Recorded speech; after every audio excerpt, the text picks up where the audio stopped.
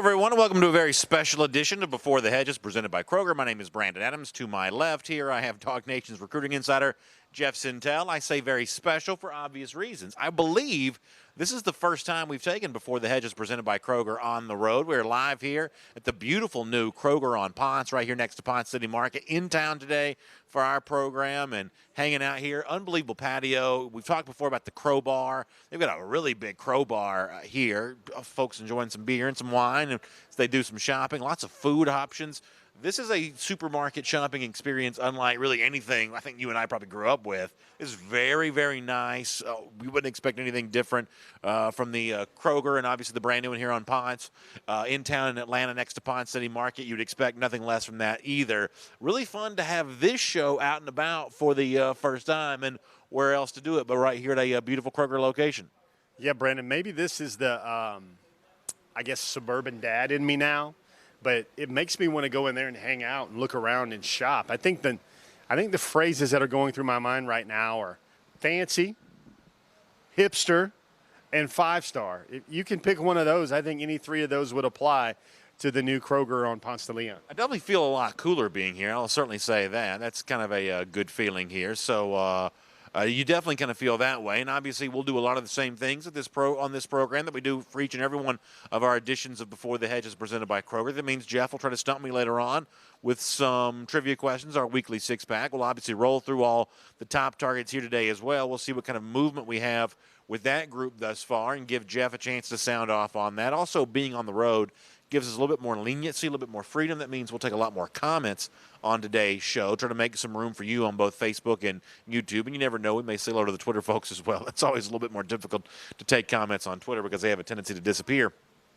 But, Jeff, before we get to any of that, you wrote an interesting piece at dognation.com yesterday, and I think it's worth following up on here today. NCAA, when this Board of Governors meeting in Atlanta, makes an announcement that it's now willing to entertain what some people call pay for play. What the NCAA said yesterday, not quite that much. Willing to entertain players profiting off their image, their name, their likeness, essentially allowing them to share in those revenues, but maybe not quite ushering in the door for outright, payment from entities beyond the NCAA. It's kind of a complicated topic. We're years away from any kind of significant change, and it's difficult to tell on the basis of just what the NCAA said yesterday if that'll lead to any true change at all. I mean, after all, state legislatures, maybe even the U.S. Congress, are going to eventually be heard from on this topic. But because it deals with your beat, recruiting, you've had a chance to spend some time with this. And I guess I was hoping you might just kind of kick that off for us today,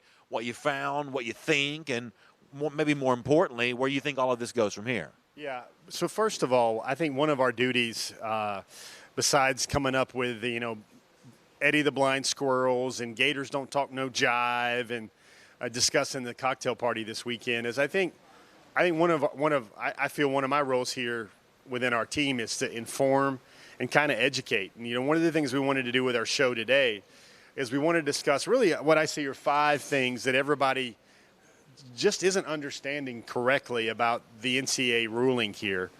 I mean, there's a lot of people thinking that it's a ruling. First of all, it's a press release, which basically describes momentum, or maybe the NCAA saying, we're going to take a look at that.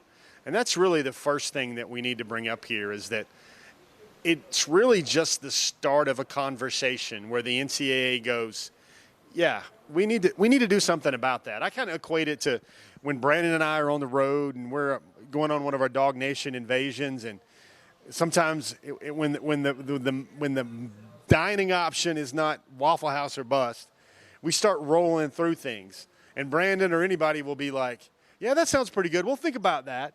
I think what this is right now is the NCAA saying, "Yeah, we'll think about that one," but there's not that, "Heck yeah, let's do it right now." Change. This is not that. Maybe this is that Sam Cooke song.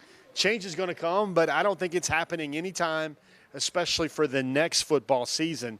The first thing folks got to really grasp is nothing's happening. This is just the NCAA saying we're going to take a look at that.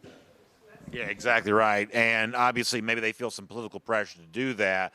I think this was erroneously reported in some areas of the media that all of a sudden players are able to get paid now, and there's all these, hysterical ramblings of, well, this means that so-and-so is going to get $200,000 to go from one school to the next. And nothing the NCAA said yesterday would indicate that at all. If anything, all they provided was a word salad that really doesn't mean much of anything, really one way or another. But regardless of what the NCAA said yesterday, I don't get the sense that from the public at large that a lot of this kind of stuff that would maybe change the competitive balance of college football, where Adidas school could pay one kid one amount of money, Nike school could pay him somebody else, or some other amount of money, something that truly affects the competitive balance of college football. I don't gather from the public at large anything like that's actually all that popular. Yeah, and I think that's one of the things. Again, one of the things we wanted to talk about today with our 5 things is there are rules which were currently in place which prevented, I'm going to say, a DeAndre from marketing himself and selling products, or getting into an agreement with a company to market their name, their image, and their likeness. The NCAA is going to try to look at that, and I think you used the word salad. Definitely, it's the word salad. It kind of looks like the salad bar here at the Ponce de Leon Kroger. I mean, there's a ton of options here for you to do for your kind of deli options or your in-store dining options, but the first thing is it's just a movement. Now, the second thing we've got to bring up for people that want to know about it, the schools are not paying anything. The schools are not opening up the checkbook. They're not paying out any more money for these athletes. That's another thing you see on Twitter, you see on social media, you see on Facebook comments, you see on comments on our own stories, is they think, oh, the schools are going to start paying the players more. They're going to start sharing the revenue. No, Francis, that's not the story at all.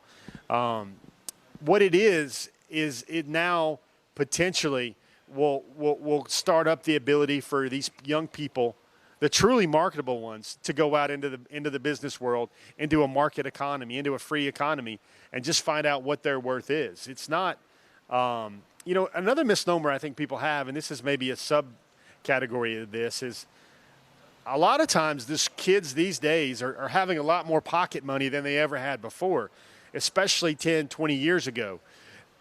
They have a cost of attendance stipend that now goes beyond what their scholarship covers. And you'll find that a lot of these big-time athletes at some of the bigger schools, they all have a check or a stipend that kind of helps their bottom line a little bit, where they're coming away with a lot more money than maybe the players that played 10 years ago did. Yeah, I think that's exactly right. And, obviously for the average fan, what they really care about is how this impacts Georgia, what Georgia's able to use to its advantage because of this. I talked about this morning on Dog Nation Daily. I think it's really funny that while we're all kind of ciphering through and trying to figure out what all this means, Georgia just kind of runs headlong into the wind to say, hey, come here and grow your brand. Really funny tweet from UJ about that of, hey, commit to the G, commit to your brand, grow your brand here with Georgia. So one way or another, whatever the new landscape of college football looks like, Georgia's obviously, and that's what our audience cares about, Georgia's obviously going to try to put itself in a position to really take advantage of that. And whatever the new rules are, they want to maximize those rules to their own advantage. Yeah, and to me, the third thing here on our 5 things that people just don't understand right now about the new momentum for athletes and the NCAA potentially allowing them to market themselves is, I want you to think, Brandon, did you ever collect baseball cards when you were growing up? Oh, you better believe it. I love baseball cards. I love them. Do you remember, I think Jimmy Dean sausage and I think Post cereal. I also love those things as well, at least the sausage. Yeah. I kind of figured cereal, not so much. I was kind of figuring that. And that's not just a segue to all the kinds of products you can pick up at Kroger. But what I'm talking about is they had some baseball cards at one time through Jimmy Dean sausage and also through Post cereal, where they were cards of the players, but the logos of the Braves and the Giants and the Cubs were all airbrushed out. And it was just David Justice or Ron Gant or Tom Glavine in a baseball uniform, where you couldn't tell it was George, you couldn't tell it was the Atlanta Braves, or you couldn't tell his name. And sometimes it really didn't even look like the team colors. And to me, as a kid, I didn't really fancy those baseball cards at all, because to me it wasn't the big picture. And that's the third thing we're talking about here. Sort of like Fred McGriff on those Tom Amansky videos. He's having to wear the generic uniform. Now, that's really taking it back to the day. Some of you old enough to remember that. So Tom Amansky defensive drills video, 1, 2, 3. Well, Well, let's say, the hypothetical Jake Swift for Georgia wants to enter in a licensing agreement with, Ed's Discount Tire in Royston, Georgia, or whatever. Well, when they appear in any sort of potential marketing opportunities, they can't do it on Sanford Stadium grounds. They can't do it wearing the Georgia G. They can't do it in their Georgia uniform. So they've got to market truly their name, their image, and their likeness. Of course, it's going to be easier these days to do that when you have social media, and you can perhaps tweet out that, Jake Swift is going to be at the Athens Boys and Girls Club for 2 hours on a March Saturday afternoon signing autographs, and you already have a method to get the word out through your social media account, your Twitter, your Instagram, your Facebook. But again, they've got to show up, and if they're signing any headshots, if they're signing anything, they're not doing it as a representative of the University of Georgia. They won't have their Georgia gear on, and otherwise that's an intellectual property thing that's a no-no. Another thing people think about, everybody go back to our Jerry Maguire days. I hope Connor has seen Jerry Maguire. Have you seen that movie? Connor Riley, by the way, you can't see him, but he's running the camera behind us here today. We were having a discussion earlier today. Connor doesn't know Beverly Hills Cop yet. He doesn't know Boomerang yet, but he has known Jerry Maguire. So you remember that scene where Jerry Maguire's, Rod Tidwell's wife was like the sports endorsement dollar. You want the shoe deal. You want the Pepsi deal. You want the soda deal. Well, Adidas is not going to come sponsor a Jake Fromm or a Nolan Smith or DeAndre Swift when he's a Georgia Bulldog. He can't wear Adidas cleats when Georgia has that exclusive Nike apparel deal that's exclusive for the university. Another thing we got to remember here, with whatever licensing agreements are going to be made, they're probably going to have to be approved by the university, so it's not in conflict with anything that he would wear while he's representing the university. Although it's fair to point out here, and I don't want to get too deep in the weeds on this, that's not what the California law says. And California's law is not going to slow down, at least in terms of the deliberations on that, just because the NCAA said what it said yesterday. The NCAA's statement is a way of kind of upending that and hopefully changing the public momentum. But the various state laws in some cases are a lot more open to freedom for players than the scenario that you're describing. Yeah, that's a great point, because the California law, as well as some other measures that are being adopted, they're not by the letter of the law here. But when I look at this, and with the smart folks I've been talking to about this, they kind of see this all being a momentum push by all these states to force the NCAA to do something that becomes uniform, that becomes agreed upon by the entire, membership of the National Collegiate Athletic Association. All the athletic directors, all the university presidents, they want to move the NCAA towards something everybody can agree in. Can I do a couple comments on this right quick? Let me, first of all, take care of this piece of business. Karen Hart-Myers in our Facebook comment section says, is it just my imagination, or does he keep saying DeAndre Fromm and Jake Swift? So just to be clear, you are doing that on purpose, kind of creating a composite of a potentially marketable Georgia football player. It is not that you don't know which is the quarterback and which is the star running back here. We should at least just clarify that part of it. Yeah, I said in a couple of my comments that, let's say, a hypothetical Georgia player, and I was just using Jake Swift, DeAndre Fromm, or Nolan Thomas, or Jamari Mays, is just a way of I will say this, though. DeAndre Fromm would be a heck of a college football player. Heck of a college football player. That would be your quarterback, wouldn't he? That would be your quarterback. That would be a heck of a college football player. Chris Branham also asking in our Facebook comment section as well, does all this mean that Todd Gurley gets his 4 games back? And that's really what this kind of comes down to, the sort of lunacy of previous times. Can we get Todd Gurley his 4 games back? Or, if nothing else, can we just get an apology? Can somebody in the NCAA somewhere, or don't even get me started on this, somebody else just say, Todd, we're sorry, we treated you wrong. He wore the anti-NCAA T-shirt the other day, and from his standpoint, he certainly should have. I understand why he's mad about this. And this is a complicated subject, but the one thing that's not all that complicated is the fact that Todd Gurley got hosed by the man a few years ago. Oh, shudder to think what your world would have been if you were broadcasting Dog Nation Daily every day back in 2014. What would that world have been like for you, Brandon? Oh, listen, you better believe I'd be pretty upset about that. A lot of folks want to talk some other recruiting stuff too. We'll get to a lot of those comments. I guess, Jeff, kind of put a ribbon on this for us, and just kind of where you go in summation with all this. Yeah, so we got 5 of them. Number 4 is when we discussed in our last point that there are going to be limitations placed on this.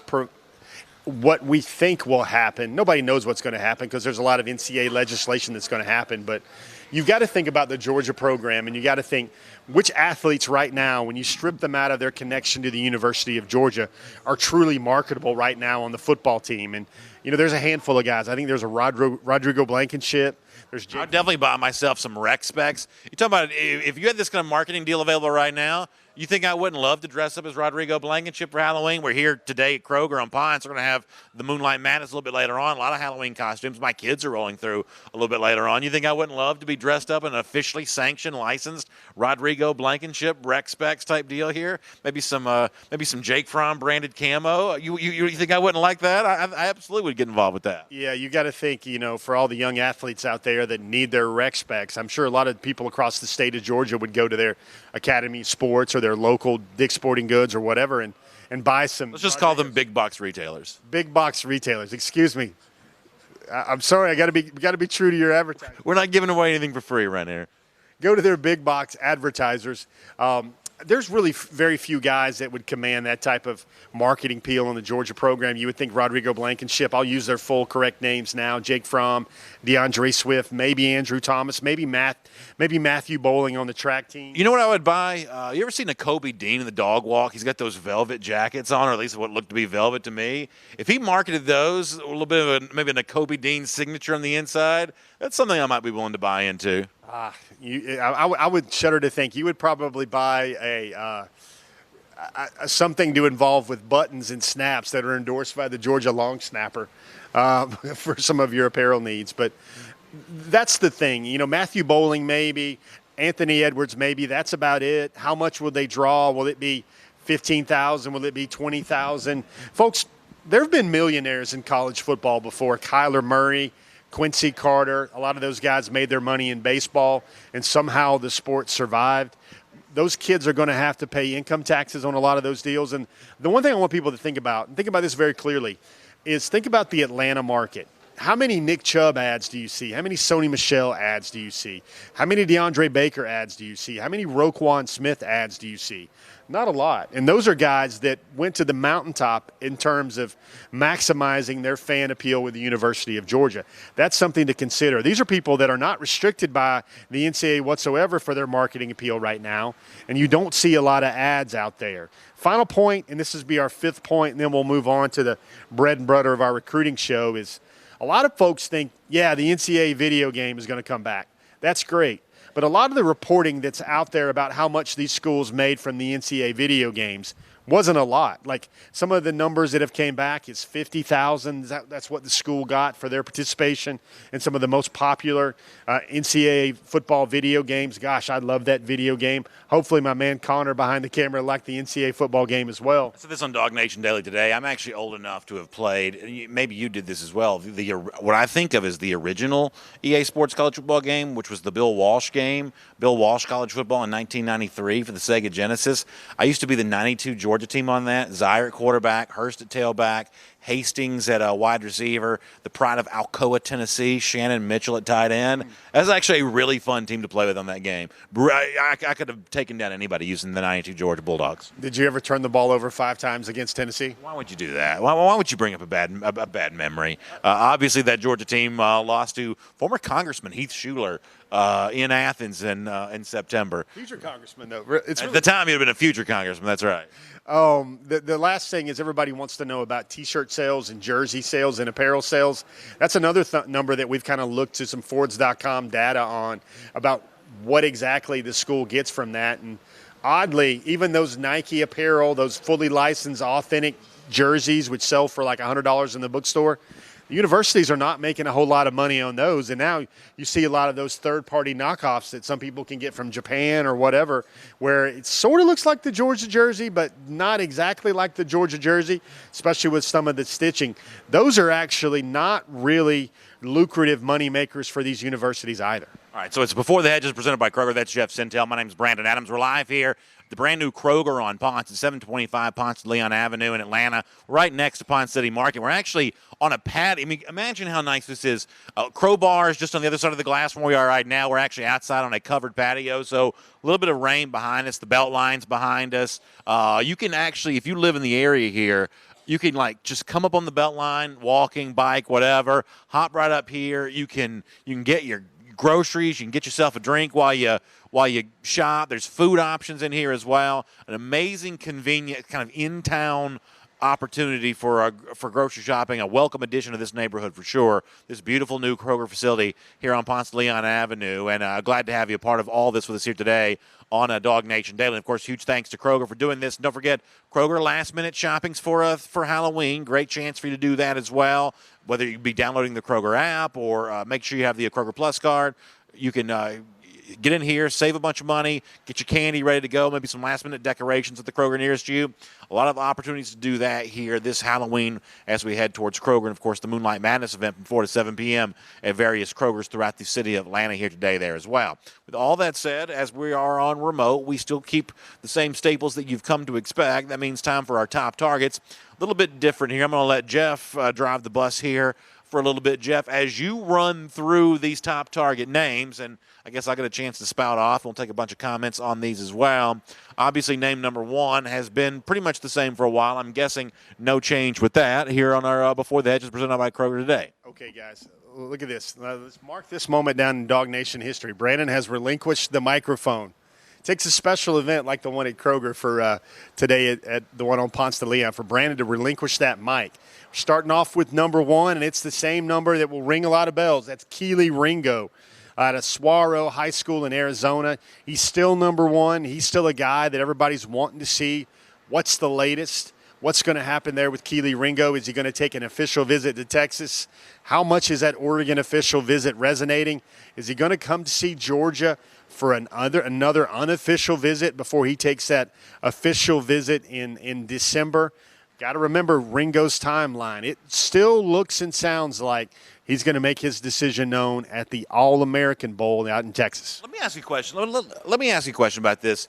Do you think that the Ringo process is going to become a little bit more common in future years, where obviously anything can happen in recruiting, and yet I think the majority of our audience who follows this stuff closely does expect Ringo to go to Georgia? He had a good official visit to Oregon. I'm sure Texas is still involved in some form or fashion. You might can find folks doing a Longhorn show who think he's going to Texas. I get all of that, but most Georgia fans kind of think Ringo's coming to UGA, and yet he's also, I think, made it pretty clear that he's not coming anytime soon. He's going to go through all of his process and take his visits and kind of have the pageantry associated with his eventual announcement. Do you think we're heading for more of this in the future? Because this has been a very non-dramatic recruiting cycle for Georgia, where they have a lot of uncommitted players who Georgia fans feel confident about, and yet those guys aren't really much of a hurry to commit. Is this what the future of recruiting looks like one way or another? Because this cycle has been a little bit weird in that regard of, we do this show every week, we talk about recruits,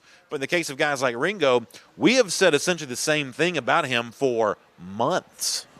Yeah, and I think that, to answer your question directly, I think it's a case-by-case basis.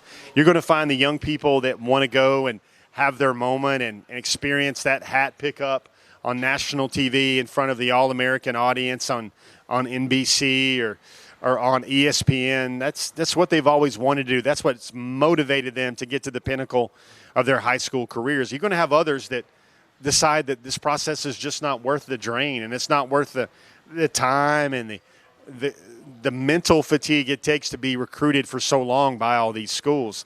I think it's going to be a case-by-case basis. I think the difference for you, Brandon, is this is a guy way out in Arizona that doesn't have a lot of the tethers or the home tugs to Georgia. And it's a recruitment that folks think, we shouldn't supposed to win this thing, but the way Kirby Smart and this staff is recruited, it gives the folks out there a lot of confidence. I want to read Justin Glaze's comment from our Facebook comment section. He said, "BA, what do you think provokes a commitment more, a Georgia win over Florida or a Georgia loss over Florida?" Now, listen, the last thing I want to do is entertain the idea that Georgia could lose to Florida, but I do think it's telling that when Georgia lost a game a couple of weeks ago, we've come to expect bad news being followed up by good news, that Georgia announces a commit, to get people talking about something that Kirby Smart would rather them discussing. The same thing when Rick Gilbert chose LSU last week, that, hey, you followed it up with a commitment of your own to kind of change the headline. But as many silent commits as Georgia might have, not just for the class of 2020, but maybe the class of 2021 as well, they probably have a good number of those. Some recruits have certainly hinted at that as a possibility.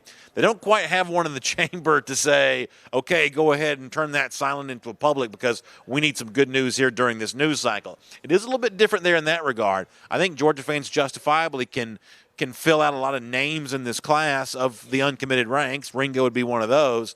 But it's not quite as simple as maybe it was in some years past of, okay, buddy, I know you're ready. Go ahead and push the button. We need you to go public with this thing. They don't quite have that same kind of thing going on right now. Yeah, please allow me to kind of talk about the Easter Bunny and Santa Claus with a lot of this stuff right here, Brandon. I just think the inventory is not there for this class. Remember, this class is going to be two slots light as it is, and I don't think you remember harking back to June and July when Georgia clicked off like 8 or 9 commitments in those 2 months, do you? Mm-hmm. I was watching a lot of those guys come down the track, so to speak, and I was like, the rest of those guys that have their kind of decided paths about their recruitment decision timeframes, and there's not a lot of guys left. And I think sometimes it's my job to kind of act like the adult in the room, or at least the non-fun person in this room, and remember, you can kind of categorize that there hasn't been a lot of drama, but I think early drama, especially with a couple recruits that drifted in and drifted off the radar a little bit for a lot of Georgia fans, I think there's been some emotion. Remember the 5-star defensive tackle out of the state of Maryland? That was a recruiting process where Georgia had gotten used to winning, pulling a guy like that. And remember all that reporting we had back in January and February where – by and large, how Georgia did in the D.C. Beltway area and how Georgia did in Cobb County was going to decide what this class looked like, whether it was going to be a 5-star recruiting class, not just a 5-star recruiting class, but a nation's #1 overall type recruiting class. I think this is just a different year. You got the combination of those factors, kind of decided time frames, and a lot of guys that just want to take it the whole way out. Let me take a couple comments here, too, as well, before we move on to name number 2 on our list. Chris Branham a little earlier mentioning that he thinks that Zachary Evans shows back up on this list this week. We'll see if that's a possibility. Also, Mark Godfrey saying that Noah Sewell is really the name that he wants to get, and that's a pretty good transition here. That's a pretty good transition here because for a while now, Noah Sewell has been named number 2 on our list, and my guess is that remains true again here this week as well. Yeah, number 2 with a bullet still, I think some weeks, man, I think about flipping them because I just think Noah Sewell's that type of special player. Again, these top targets are a mixture of mutual interest plus need plus how they can impact the Georgia football program, and I think Noah Sewell is one of those special players. Reminder for everybody that wants to know about a lot of these top targets from week to week, Noah Sewell just took his official visit to Oregon this past weekend. That's where his brother plays. Hopefully you guys all know that by now from watching our program. And now the interest now is it's getting towards the end of his senior season. He'd wanted to make his decision toward the end of his senior season. He wasn't one of those guys that had to go all the way to an All-American game either. So Noah, the thing we're going to have to wait and watch and see there is he's taking his official to Georgia. He's taking his official visit to Oregon. The whole recruiting industry thinks that those are probably the option A and option 1A. So what's left? Is he going to take a Tennessee official? Is he going to take a Texas A&M official? Remember, he rescheduled that one for early October. Hasn't rescheduled that one to Texas A&M as of yet. Or maybe Noah Sewell might just be done. We'll know in a couple of weeks, and he might just be deciding between those two schools. So am I hearing you correctly to say that you think there's a chance that we could be 2 weeks away from a Noah Sewell announcement? Yeah.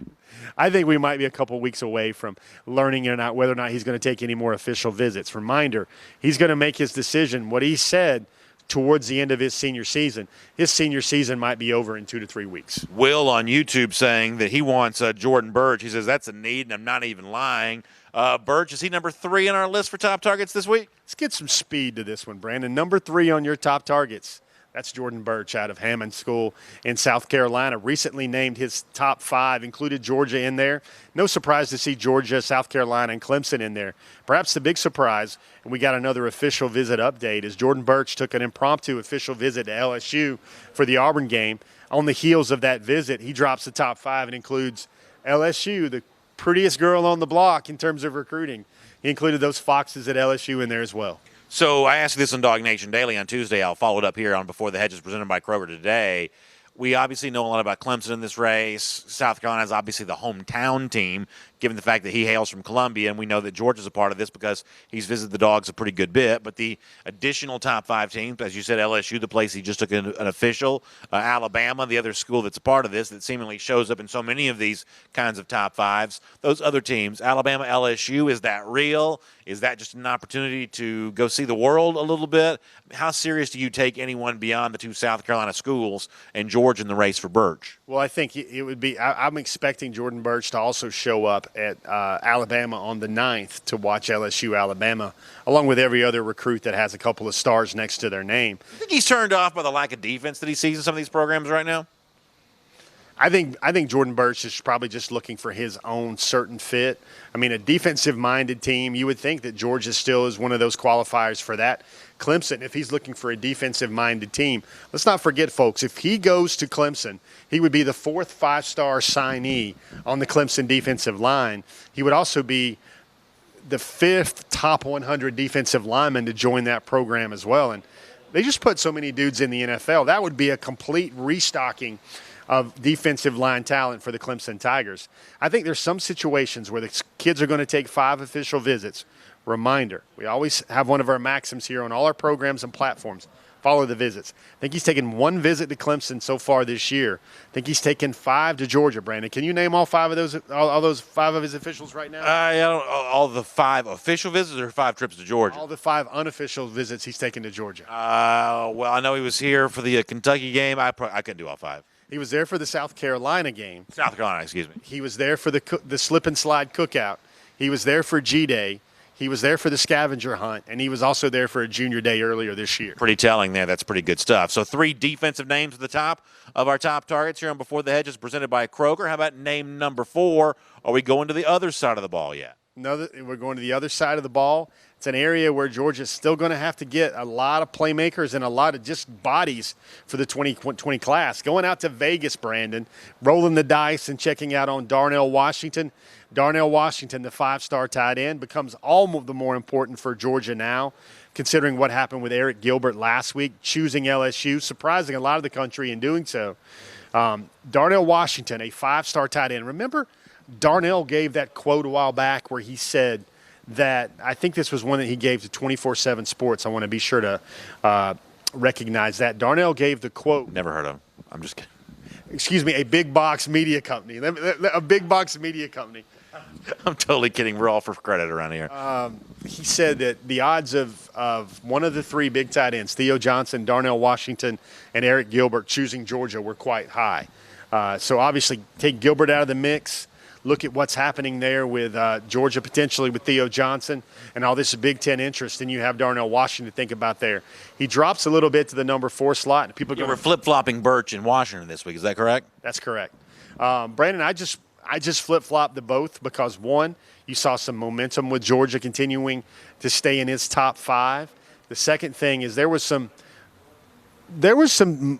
moment in his game last week. We've talked about it on Dog Nation Daily before, where it was even reported by the local media in Las Vegas that he was kicked out of his last game. He was ejected out of his last game, and that's something you don't like to see any young people getting involved in. How tough is it going to be to get the full story on that? You know, Las Vegas is the world's getting smaller, but Las Vegas, when it comes to stuff with high school football, can still feel a little bit like a long way away. And there's a certain game of telephone that goes on the rumor mill by the time something leaves Nevada and ends up here in the state of Georgia. I mean, do you feel comfortable that you know the full story about what may or may not have happened with Washington? If you don't feel comfortable about that now, I guess how comfortable do you feel that eventually we will have a better sense of what caused him to be, I guess, ejected from the football game? Yeah, I think it's really easy these days through social media to folks to get their side of the story out there, especially if if someone was being wronged or the perception or the noise out there, the online chatter, the social chatter was inaccurate. I think there's probably some things to this story that's not going to be flattering to Darnell Washington. And if the whole story was going to come out, then some of those things might have been involved. I just want, especially the way I cover these young men, you notice character with these young men. And, listen, Darnell Washington's not going to be the first highly rated prospect to get thrown out of a game. You never like to see that. But that's the sort of thing that when you think about guys that are future team leaders and future locker room guys, those are things that you're not used to seeing out of those guys. I will say this, though, and I've said this a million times about a lot of recruits, and I'll say it a lot over the years, whether you're talking about Georgia or any other school, if I'm just a generic coach of Big State U, not because I want Georgia to get the very 25 best no matter what, but just because of the way I feel like I understand about life, I would always rather calm down a doer than try to motivate a thinker. In other words, if you've got someone whose engine runs a little hot, I'd much rather try to calm that guy down than take someone who's got the athletic talent but maybe not the fire inside of him to go out and be the best that he can be, trying to get that guy motivated to use the talents that God gave him. Give me choice A over choice B any day of the week. And I know that may sound like spin control. The point here, though, is on the basis of this incident alone, on what I've heard about it anyway, that's not enough to scare me off Darnell Washington, nor am I scared off from Zachary Evans. Listen, a lot of guys come in, they don't all work out necessarily, but I'm going to have a pretty long leash for what I'm lenient about when it comes to high school behavior, even behavior that we would say is obviously clearly, in the wrong. I think a lot of us have a list of things that we did in high school that we look back on and say that's just wrong from the vantage point of obviously being an adult now. Well, I mean, there are people on the Georgia team that were suspended in high school, and they've been upstanding citizens since they've been on the campus of the University of Georgia. I guess I got to just look at it as it's a part of the evaluation of a prospect. There are lots of players that get ticked off and mad and even fighting mad or stomping mad in a high school football game.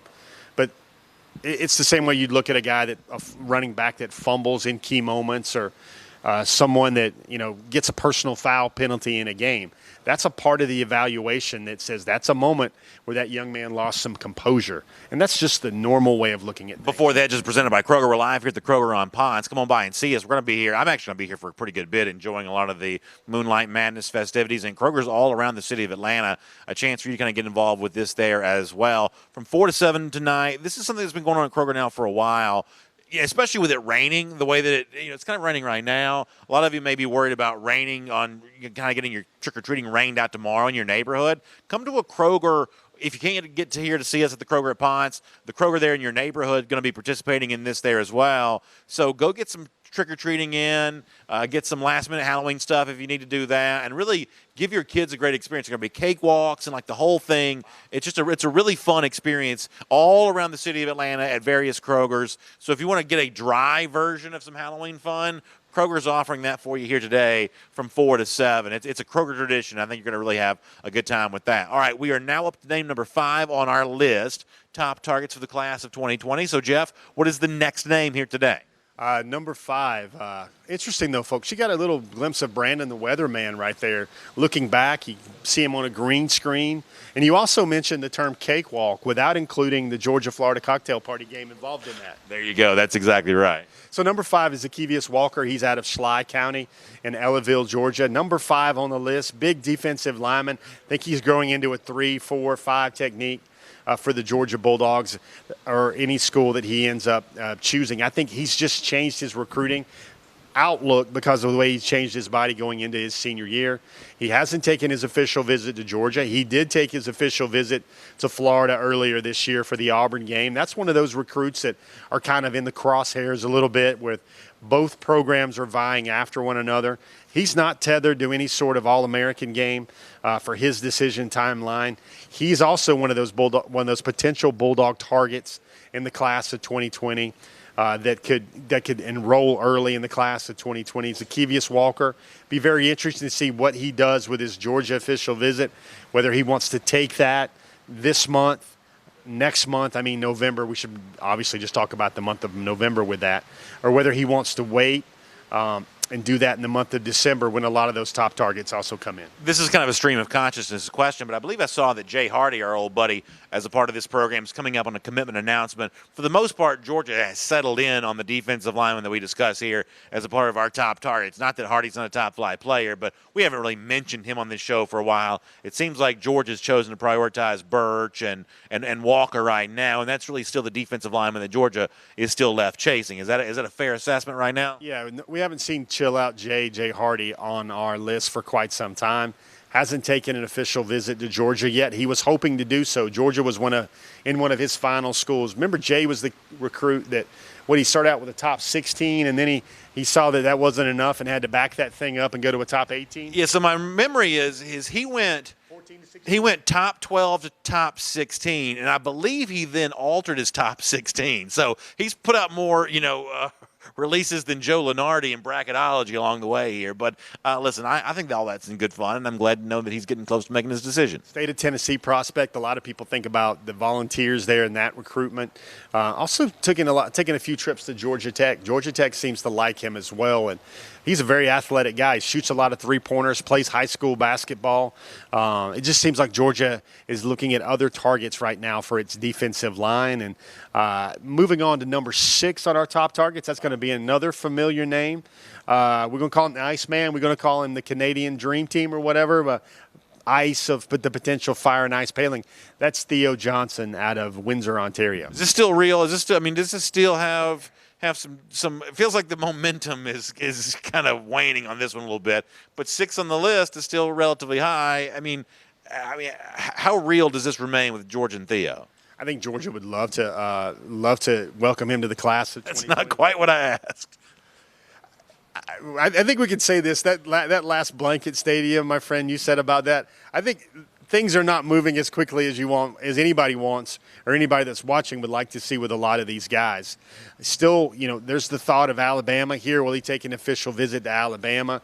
Penn State is in there. Iowa's in there. Georgia's in there.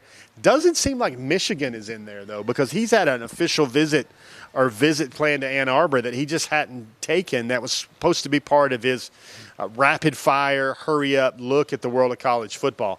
Man, I'm a huge Theo Johnson fan. I think out of anybody, like I said this before, I thought I said it on one of your platform of shows that I kind of thought that if every one of these tight ends Georgia's looking at maximizes their potential and plays really great football in college, I think Theo Johnson has the highest ceiling out of all those guys. Yeah, I like his film a lot. Maurice Carter says, I'm trying to get as much info out of Jeff as I can. Y'all understand, I'm a man of the people. I am here to serve that role for all of you who want to know this kind of stuff. I'm trying to get as much of it as we can, and sometimes my reading of the tea leaves ends up being inaccurate. But it seems like there's been some momentum with Theo in some other places lately. But maybe that's not quite the case. One thing I think we would agree on, though, is Alabama not getting a Rick Gilbert makes it more of a player for other tight ends than it otherwise would have been. Yeah, it obviously simplifies things for Georgia with the pitch as well. It's funny sometimes, Brandon, we get into these where Brandon tries to go Barbara Walters or Walter Cronkite mode, serious investigative newsman, or Geraldo Rivera. Let me use another name from the 80s and 90s that Connor Riley probably has no idea about. But with sometimes I'll come off the show thinking, I probably was Debbie Downer with what I said there or what I spoke into the universe about some of those guys. And then I have people on the Dog Nation forum say, wow, Jeff sounds really excited about this guy. So it's kind of funny how some of this filters out. Maybe we should have an emoji next to Brandon sometime where he can just pull it up and he could just give everybody his own visual take of, that don't sound good for Georgia, or that sounds really good for Georgia. Yeah, a couple weeks ago we had those Kroger pumpkins on our desk. Maybe we just need to keep the pumpkins around as kind of serve as our own version of the emoji for some of that. So we're now up to name number 7 on our top targets list. Coming in after the Canadian tight end Theo Johnson. Who's the next name on the list? So we've got to Theo Johnson, and now we move to number 7. Brandon, you know who that guy is? We've been talking about him a lot.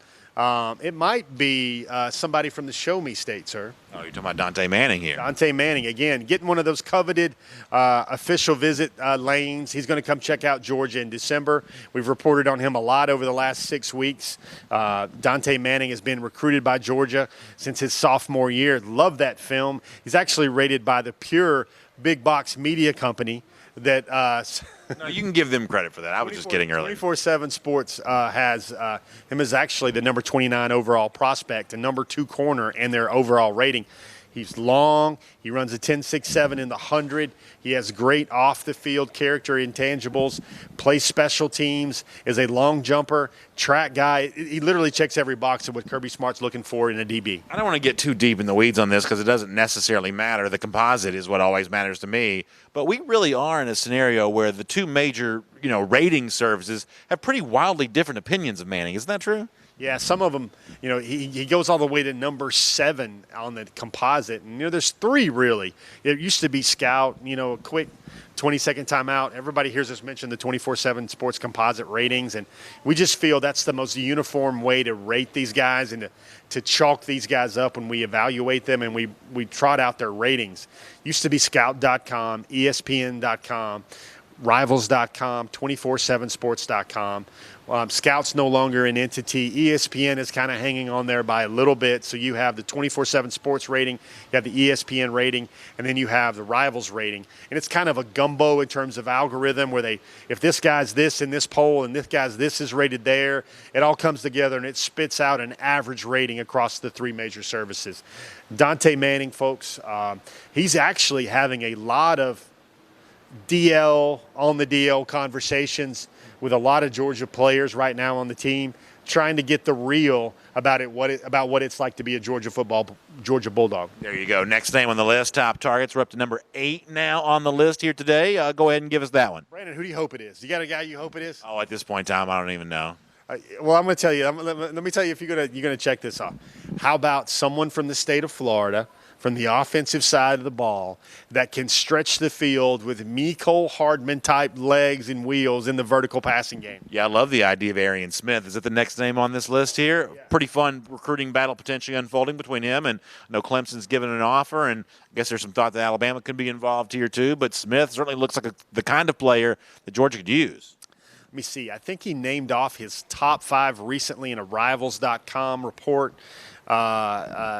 Arian Smith has Alabama. He's going to be there at the LSU game. He has LSU. He has Georgia. He has Clemson. And he has Oklahoma as his top 5. Furthermore, he went on to say that he said Georgia was clearly in his top 3 right there among his top 3 schools. All right, there you go. So I think that Smith is a pretty potentially exciting playmaker as a receiver, and obviously that's continuing to be a position that a lot of Georgia fans have interest in when it comes to the recruiting part of all this. Next name, number 9. Yeah, one more thing on Arian Smith, though, and it's funny because Georgia has long said that they plan to use him as a Mecole Hardman, so Mecole Hardman type stuff. So it's I guess it's an advantage for Georgia that they are allowed to, they can recruit him, and he kind of thinks, oh, Georgia's going to have me in the Mecole Hardman role, when he's not looking at the team this year expecting to see some more of those plays because they don't have a guy. Folks, he is 10-3 in the 100 meters dash. He is a true 4-3 type guy. Corey ran fast. He also wants to run track with his college experience. And Georgia, Matthew Bowling and that national championship level Georgia track team is also an ally here in this recruitment. Number 9 here on our recruiting list. Before you get to that, let me say one thing. I thought it was really interesting the other day when Mecole Hardman was on hand for the Georgia game. I believe it was the Kentucky game in the rain there. Was the Kentucky game? Yeah. Obviously they had him call the dogs, and they kind of brought him out again for hey, y'all, look, Mecole Hardman's here. And you think, this is a guy that's catching a lot of touchdowns for Kansas City this year. Kansas City's one of those teams that, Mahomes is hurt now, but when Mahomes is healthy, he's one of the most exciting players in all of pro football. You really get the sense that Mecole has a lot of juice right now with recruits because of the fact that he's a part of a fun offense there at Kansas City, doing a lot of the things these guys hope to do. It's kind of easy to draw that line between Mecole getting a lot of attention at the Kentucky game and a lot of these recruits who obviously Georgia hopes sees as a destination for playmakers, really using the brand that Mecole has built for himself. And of all the guys that left last year, I think Mecole's found kind of the best home, the quickest there as a part of this Kansas City offense. That seems to be a recruiting ploy that Georgia's going to want to try to use to its advantage. The fact that right now Mecole Hardman caught a touchdown, I believe, again on Sunday, looks like a really fun member of that Chiefs offense. Yeah, I think Mecole Hardman is definitely one of those guys that's one of the cool kids for Georgia now. He's seen as a jazzy. he's seen as a sensational recruit. And Brandon, if you have to look about the Bulldog rookies that are performing well in the NFL right now, Mecole Hardman's probably having the best first-year rookie year of any Georgia Bulldog in the NFL. And look at one more thing. There's some stats that came out. Brandon, he's caught 4 touchdown passes, even with Pat Mahomes out for the last couple of weeks. And he has produced as well as any rookie receiver has in the NFL, in the National Football League, in that Sunday League right now, when a lot of guys like Terry McLaurin are playing a lot more. They're more than number 1, number 2 receiver. And yet Mecole Hardman, with all that speed and with all those highlights, all that next-gen type ratings that come out with him, he's a pretty good cover boy for the program right now. How about name number 9 on our list? Mikey Henderson Jr., tight end. He's a guy that just started showing up on a lot of our recruiting radars maybe 3 or 4 weeks ago. Took his official visit for the Kentucky game. He loved it. It is a Georgia-Oklahoma battle there. Mikey Henderson has to go back to Oklahoma and have a heart-to-heart with this program he's been to visit 10 times. There's been a long-time steadfast commitment to the Sooners about his role and how he would be used as an H-back in that offense. He looks to have his decision finalized by the end of next month. And name number 10? Brandon, this is one that you're going to be wondering about. You know, do we go to 10? Do we stay at 10? Who moves up?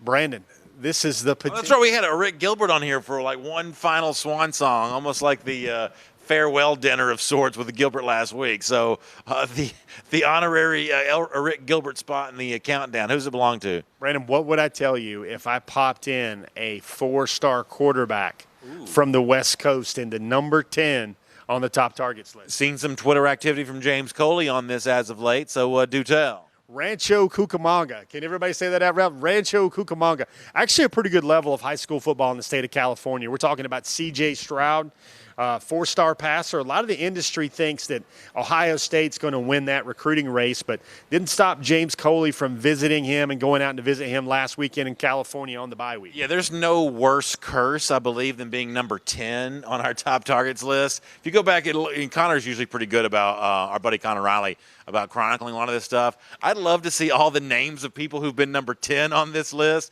Now, a few of them are guys like Zaki Walker who've eventually moved up. But the graveyard of recruits who've been 10th on our list of top targets that had honestly very little chance of ending up at Georgia. I guess maybe this is the next one on that list. C.J. Stroud, he went out and won the Elite 11 quarterback competition, which kind of an unsung hero. He came in as a 3-star and really just wowed a lot of people with his size, his ability to stretch the field, his deliberateness in breaking down. He had one of those really strong Elite 11s, Brandon, that reminded folks of the way young Fromm and young Tongo Vailoa went about his business at the Elite 11. Kathy Aquavi Green says, I'm sure the Flo and Washington and Sewell are on that top 5, right? Noah Sewell definitely was, Kathy, if you're just joining us. So let's finish up our top targets with this, and then we'll move on to do some trivia here as a part of Before the Hedges presented by Kroger. How about some of the names just missing out on the list? Just not quite able to overtake the quarterback going to Ohio State. Just missing out on the list here for the moment. Brandon, don't rain on everybody's cakewalk here, Brandon. Recruiting. I'm kidding. No, I'm kidding. As I said before, James Coley's been kind of flirting with this guy on Twitter a little bit, so we'll see where it goes. He's not committed anywhere yet, so we can't even call him a flip. So somehow the seeds of recruiting have got to germinate a little bit. And maybe he'll sit there and he'll look at it and he'll go, maybe I don't want to wait and watch a year behind Young Fields in Columbus, Ohio. And maybe Georgia might have the type of offense come in, compete with Carson Beck. I think Georgia's chances would be enhanced with, Jake Fromm moving on to the NFL right there with C.J. Stroud in terms of them taking a second quarterback in the class. But I'm gonna do it over-under with you, Brandon, since you like that so much. Brandon, over-under that there are 5 names in the also considered or honorable mention list. I'll say the list has been getting shorter. I'm going to say, and Georgia seems to be really narrowing it down its targets right now. So I'm going to go under. I'll go under 5. Brandon, maybe you're getting warmed up for trivia, man. Your instincts serve you well. Look at that. Look at that. Also need to know, and what we're doing there, guys, is we have folks that we feel that are top targets for the University of Georgia, and not somebody that would be a consolation prize at the end for a lot of these recruitments. There won't be many more weeks here. Eventually, that top 10 list is going to be trimmed down to 8, 7, 6, something like that. But There's only 3 names I put on the top targets list this week, Brandon. One of them is the wide receiver Xavier Henderson out of the state of Florida. So that's a new name for us on this list. He was in there last week. He took his official visit to Georgia for the Kentucky game. A lot of folks feel that it's Alabama, Clemson, Florida, and Georgia for Xavier Henderson. 4-star wide receiver, got some speed. That was the receiver that went head-to-head with Carson Beck in the Class 8A state championship game a year ago out of the state of Florida. And that's another key Georgia-Florida battle. You've also got a couple more names on the list, Brandon. The other 2 names on the list we're going to have is make sure I'm going to keep Don Chaney Jr., the running back out of Miami, on there. All right. Not going to be Tank Bigsby on this list. And the final one is Zachary Evans, the 5-star running back. Not certain what Georgia's second running back picture looks like for the rest of 2020. And I know you just said you're not certain, but Casey Cochran did have a good question about that on the Facebook comment section. Can you talk a little bit more about that? I thought it was interesting that apparently – Jahmyr Gibbs has gotten an official offer from Alabama, the current Georgia Tech commit, who's doing big things with the Catamounts of Dalton High School. So, that's a player that one way or another maybe Alabama really is interested in. Does Georgia, is it forced to turn to an in-state name for its second running back? If you had to say the most likely second running back addition right now, Casey Cochran and others want to know about that, so I'll give you a chance to kind of respond to some of those questions. Can I give you my honest opinion here, Brandon? I would hope so. I know you like to get into wagering a lot or just sports odds and entertainment a little bit. If I had to pick a likely scenario with Georgia's running back picture for the rest of 2020, I would definitely go clouded, and I would definitely go potentially. I just don't see Georgia reaching too far past what might be a good fit with a Zachary Evans. Eventually could be a fit, a restoration of a fit, or a Don Chaney. I kind of right now, I kind of wonder if Georgia takes 2 running backs in this class anymore. So if it's not one of those big names, then you could see Georgia looking to go elsewhere then. Yeah, you just see what Georgia needs and what slots they have available and what they're looking for in the 2020 class, and I don't see them maybe. The odds of them flipping a Marshawn Lloyd, a Tank Bigsby, or going to Louisiana to get a Shad Clayton Johnson, I don't know that those are any higher than no running back or the field or a Jahmyr Gibbs. I think undecided. I think undecided is probably a good way to look at whether Georgia needs 2 running backs in this class anymore. I'm gonna be frank. And please give me your honest opinion here, Brandon. If you would rather have the second running back still than the second tight end or the second wide receiver, especially if your second wide receiver might be somebody like a Xavier Henderson or an Arian Smith type. Yeah, obviously if it becomes an either-or thing, you want the best player that you can get regardless of position. I do think 2 running backs is a need for Georgia, and I think if it doesn't take 2 this year, it's going to regret it. And that does not mean I want to see Georgia just fill that spot with a practice body. I mean that if you can't find a way to convince another one of these big names to come out there, listen, there are a lot of people who'll tell you there's no such thing as a miss in recruiting, that every player that Georgia gets is exactly the coaches wanted. But that, to me, would be an example of a miss, just given the fact that you really don't know what the future of the Georgia running back position looks like, because injuries are always a factor there. It can turn into a lack of depth pretty quickly. So, if you can't get the elite player at that position, then obviously you're better served using that scholarship on another spot. But if Georgia only signs 1 back this year, I think sooner rather than later they'll probably regret that. You look at next year, and it seems like next year they're going to have some horses in the backfield, and you see how much Kenny McIntosh is not getting used right now as the 5th running back, and McIntosh only really shows up and gets a chance to play at least behind the center from the line of scrimmage against those paycheck type games, those cupcake type opponents, and he's on special teams now.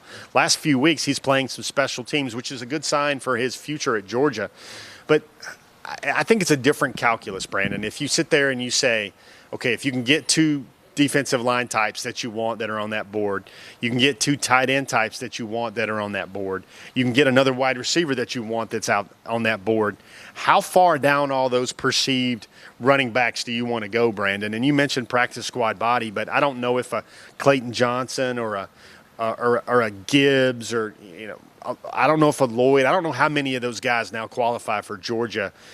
Looking elsewhere, because it is what it is. I know Georgia needs depth. Somebody can get hurt.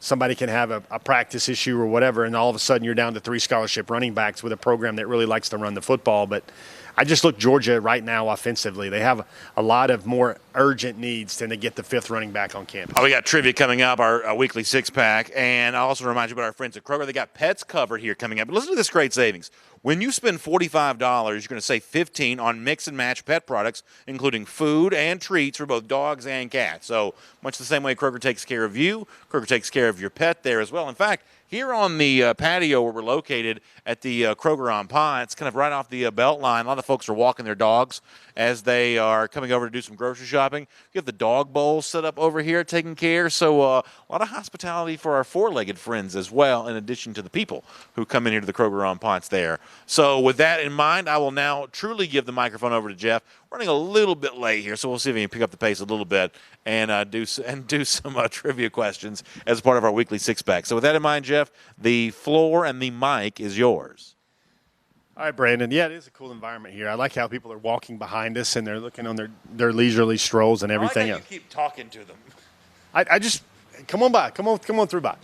They know I'm here with the world famous Brandon Adams. They want to know if they can get closer. You got security personnel around you at all times. Sure.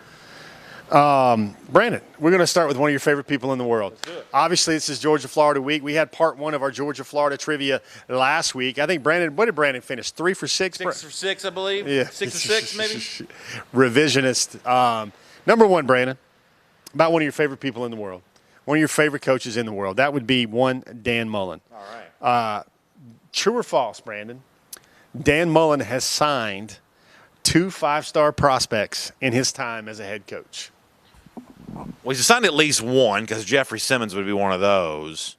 Leo Lewis was a 4-star. Sweat, I don't believe, was a 5-star. Was Tyree Cleveland a 5-star receiver?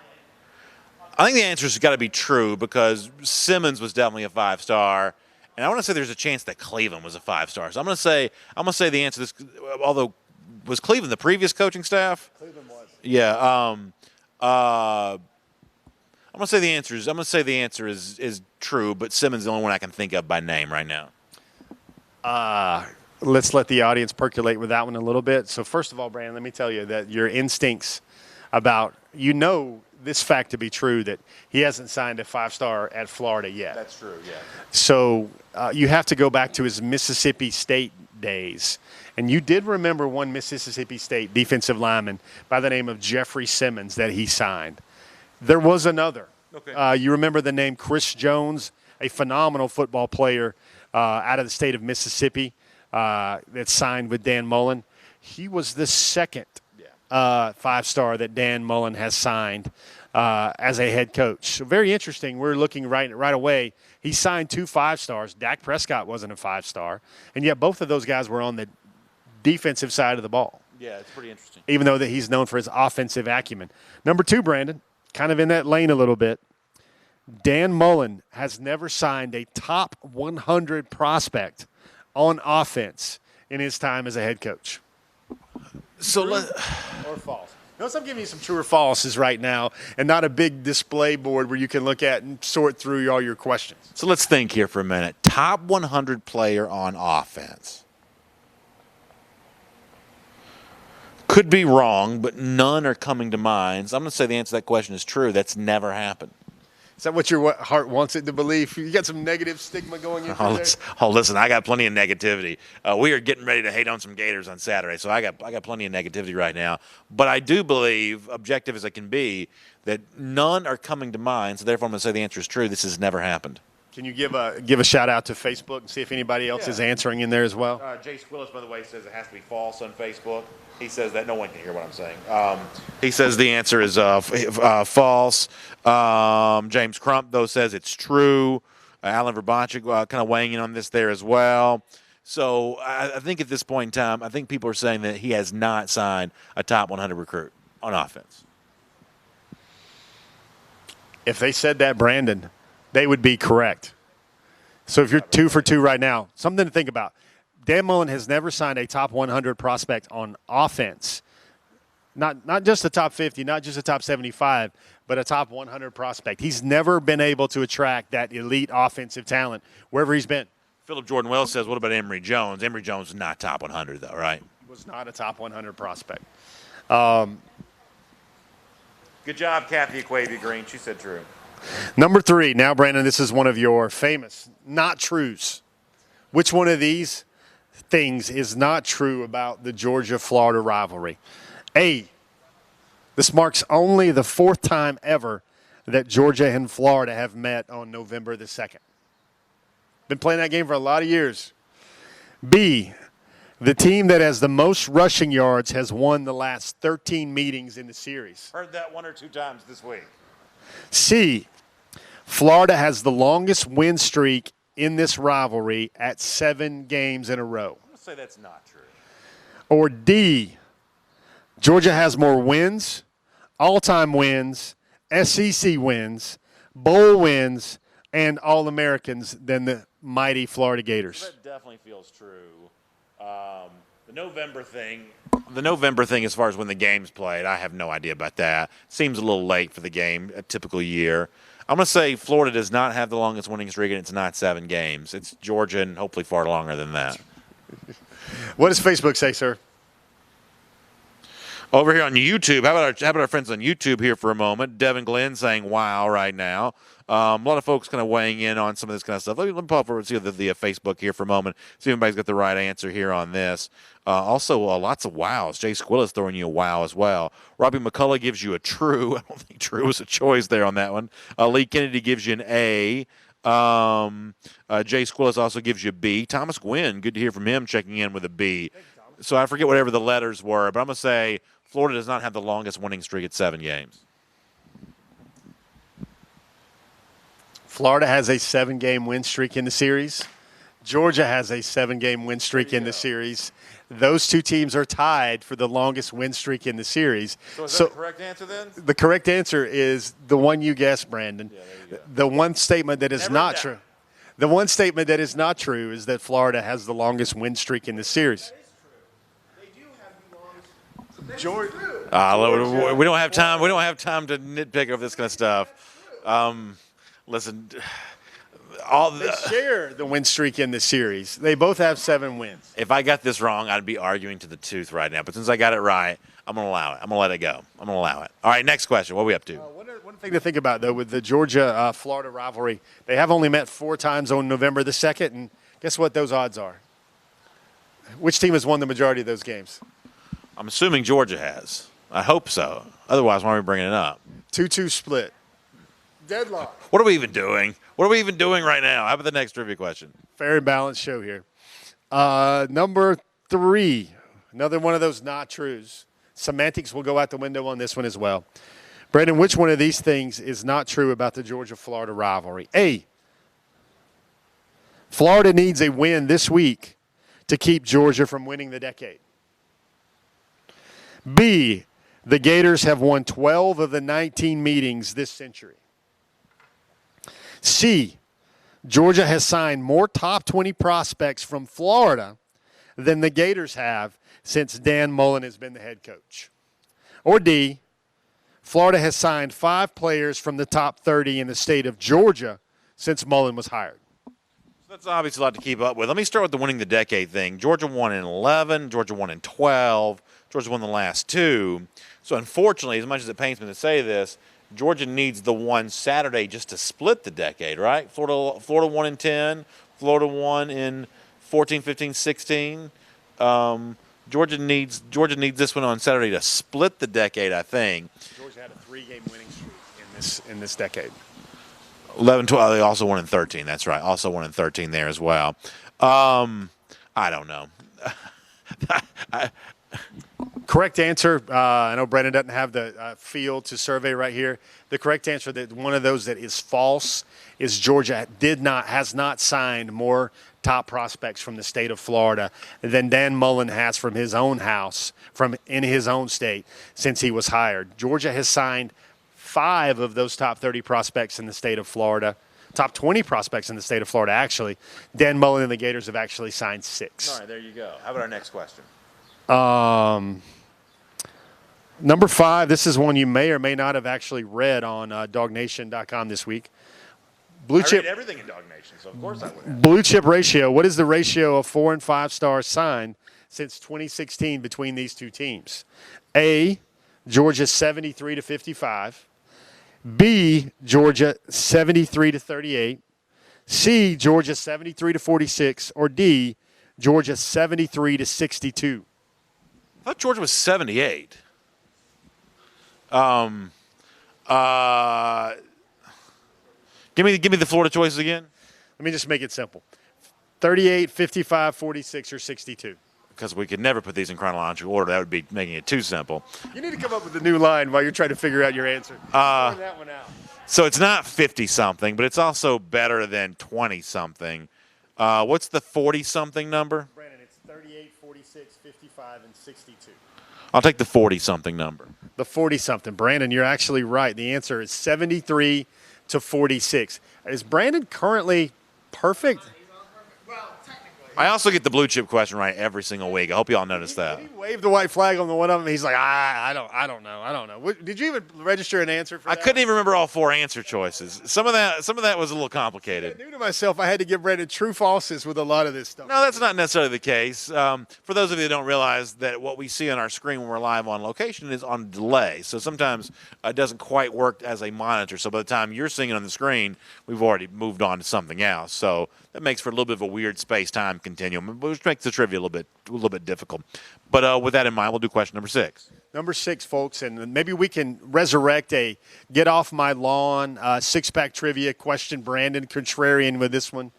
As you know, Georgia is seeking to win 3 straight games against Florida. Going back to 1940, how many times have the Bulldogs won 3 straight games against the Gators? Now, we've got some options for you, and they are, sir, in chronological order. Good. 4, Okay.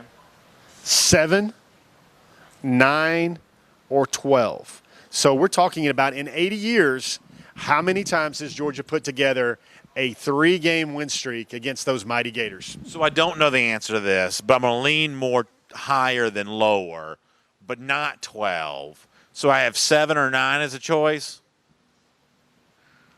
I'm going to say it's been 9. I don't know the answer to this, but I'm going to say that over the course of that time, Georgia all-time lead in the series, obviously a long stretch of not winning those games. Unfortunately, in the midst of all that, I'm going to say –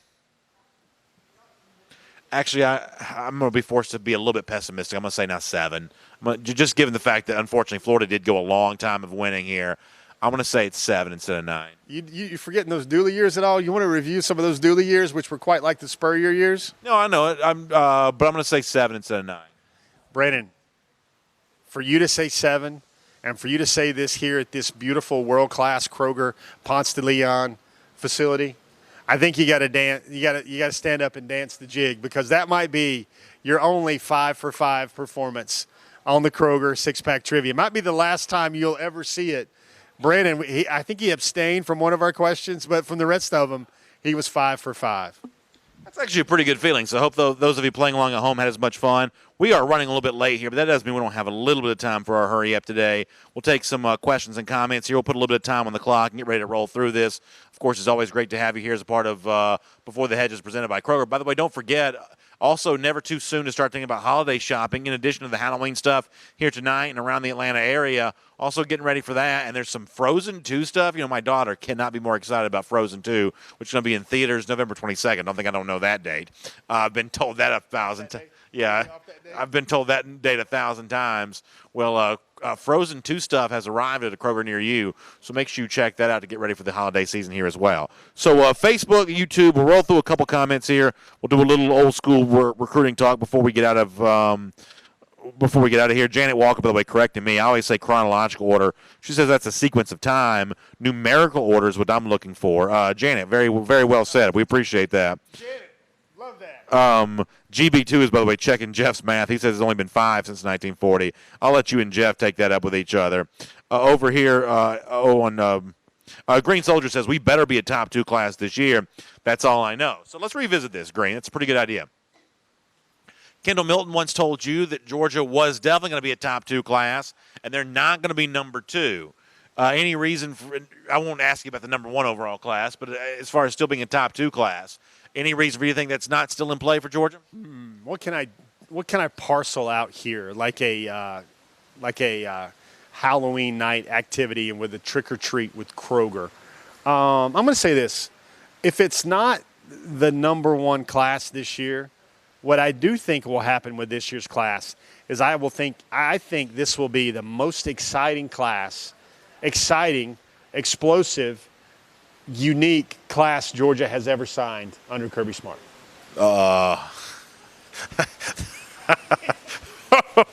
That's quite an answer. Let me just move on. Trey Droughty says, is the weather really cloudy and nasty where you guys are? It's rainy in South Georgia. Yeah, it's raining right here right now, and I guess raining in South Georgia too. The important thing is, please don't let it rain on the game on Saturday. Well, Halloween, I wouldn't mind, but You would rather have rain on Halloween rather than rain on the game on Saturday? yeah, listen, my kids have already worn their costumes like 7 times. They're wearing it tonight. They're coming over here. They've had plenty of Halloween. If Halloween gets rained out, what's the difference at this point in time? They'll still be eating. They'll just eat our candy. That's the thing is, like, they go out to get the candy, but half the time they want the candy we get because we get the name brand stuff. You get the good stuff, Brandon. I'm just going to say, Brandon, it's about the kids, man. It's got to be about the kids. Everybody's already went through the most monsoonish type Georgia game already for the Kentucky game, and it was cold at that point too. So I would say that Hold it too close. yeah, you had it like underneath my chin or something like that. Who's the Rams player at the Super Bowl that says holding the microphone too close? Connor, do you remember that? All of them? Maybe so. I was interviewing the guy, and I was just putting the microphone up. But, a lot of these guys, they don't talk very loud. So if you don't put the microphone, they can't hear you. And he's like, dude, you're holding the microphone too close. He's like, I'm sorry. Was it Mark Barron? Is that who it was? Former Alabama guy. Typical Alabama guy. Oh, Matt. Wow. What were we even talking about?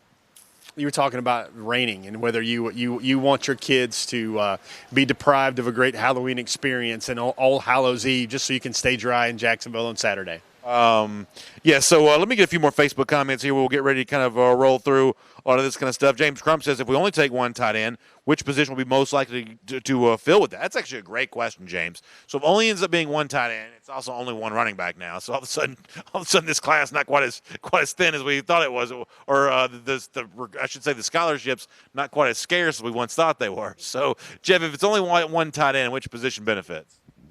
Defensive line wide receiver. Oh, there you go. That's not a bad answer. You like a direct answer there, sir? Yeah, but it's also a pretty good answer. There's some names that you could potentially have some fun with there as a part of that. Zinti Zelo Allen says the weather forecast has been partly cloudy with a high of 68 degrees. He means Saturday in Jacksonville. The problem with that, though, is we're talking about coastal Florida here. So we're still, 72 hours from game time? There's still a pretty significant chance that changes between now and then. Isn't it always misty or overcast every time Georgia plays Florida in November? Is my memory serve me correctly? Isn't it always a could come up a cloud type game? Maybe so. Certainly. Did you ever say that? Could come up a cloud. Will your grandparents ever say that? Of course. I know that phrase. A couple more. We're going to get ready to get out of here. We're live at the Kroger on Ponce, by the way, for Before the Hedges, presented by Kroger. Mike Riley Jr. says, do you think the offense is going to be 50-50 split on Saturday between pass and run? I'd say no. Probably still a little bit of imbalance in the direction of the run. Although we did see Georgia throw the ball up to 50 times recently, so not all that. It's depending on how effective the production is, more so than the total number of play calls, I guess is the point that I'm trying to get to. Okay, folks, let's get this on the record as much as we just got on the record that Brandon only buys the expensive, fancy candy at his local Kroger. Is this an any way you win the football game for you, Brandon? Are you taking or do you need to see Georgia make that statement that some very overzealous and fervent fans have come out with this week with 20-point, 24-point statement win? Are you happy with a 1-point victory with 87 yards passing against the Gators? In this game, I definitely will be. This is whatever you have to do to win it. Now, obviously, just part of me, because I'm such a Gator hater, want to be greedy and say, go for the juggler. I certainly understand that thought process, but just given what's at stake, just given how intense this atmosphere is going to be, get you a win however you can get it. I got one for you. Let me make sure we dial in that feeling, Brandon. This would be the ultimate way for Georgia to win, the Jekyll and Hyde season, run game, pass game, 2 phases. What if Georgia throws for 300 yards, but allows 300 yards passing against the Gators. And then the rushing totals are kind of As long as Georgia doesn't give up rushing yards, they're not losing. Georgia's recipe for losing is giving up rushing yards. As long as they don't give up rushing yards, they're not losing. I actually like Philip Jordan Wells' question on Facebook even better. He says, will we see Kirby do the yeet dance at the end of the game again? And certainly, Philip, one can hope, because that certainly portends good things for the Dogs. I think that's still the game. You know, we watch, we observe, we report, we chronicle all this stuff. Do you think, Brandon, that the one game Kirby absolutely probably defines his seasons and records by and legacies by? You think the Florida game is the one where, I know he's never going to admit it or speechify about it, but do you think you've noticed something extra with him with the Florida week and the Florida game? Well, I don't think it's just the Florida game. Obviously, Kirby said this week you treat all rivals the same. I don't quite believe him on that. I think he understands some rivalries mean more than others, but we saw him fake a field goal last year against Auburn, which most people took as an attempt to run up the score on Gus Malzahn. Go back. I would invite you to listen to the things that he said after the Tech game in 2017 when he did give reference to a topic that we had driven home a lot in the weeks prior to that about the revenge tour. Obviously, the Eat Dance, and for those people who are good at lip reading, some of the things that Smart was alleged to have said walking over to shake Dan Mullen's hand last year in Jacksonville. I think it's a lip reader game, sir. Is this a lip reader game? Is that what the cocktail party is? Well, be that as it may, my point here is that Smart has given off some vibes before that he understands rivals. As a Georgia grad and a guy that grew up in the state of Georgia, he kind of has a great appreciation for that. So if you're looking for a coach to kind of go out there and give it his all against the rivals that you hate most, I think Kirby Smart's that guy right now, and we'll just see if they've got the recipe to do that against the Gators on Saturday. Jeff, really good stuff. We're going to get ready to go. Of course, it's Moonlight Madness at Kroger's all around the city of Atlanta today. Bring your kids over, do a little trick-or-treating, stay dry, especially if it rains tomorrow night. We're going to enjoy the great facility here at the Kroger on Ponce. Beltline right here, maybe a little crowbar, maybe a little food from inside, and a whole lot of fun. It's been fun to be a part of it with you. We're back again next week, 3 p.m. for Before the Hedges, presented by Kroger. I'll see you tomorrow morning at 10 a.m. for Dog Nation. Daily packed show for us tomorrow on that program. Jeff will have you for the forum at forum.dognation.com, and, of course, on the site as well, dognation.com. Back on Dog Nation Daily again on Friday as well. And then we're on our way to Jacksonville for Dog Nation Invasion. Y'all have a great night, and we'll look forward to speaking to you again this week at the same time, next week at the same time, here on Before the Hedges, presented by Kroger.